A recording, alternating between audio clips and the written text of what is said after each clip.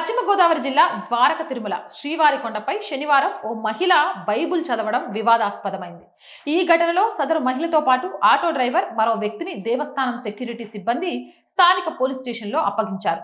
తూర్పు గోదావరి జిల్లా కడియంపులంకకు చెందిన 8 మంది విజయవాడ కనకదుర్గమ్మ అమ్మవారిని దర్శించి అక్కడి నుంచి నేరుగా టాటా మ్యాజిక్ ఆటోలో సాయంత్రం ద్వారక తిరుమల కొండపైకి చేరుకున్నారు. అందులో 6 శ్రీవారి దర్శనం నిమిత్తం ఆలయంలోకి వెళ్లారు. అనంతరం డ్రైవర్ ఆటోను ప్రసాదాల కౌంటర్ల వద్ద పార్క్ చేశాడు. ఆటోలో ఓ మహిళ, మరో వ్యక్తి, ఆటో డ్రైవర్ ఉన్నారు.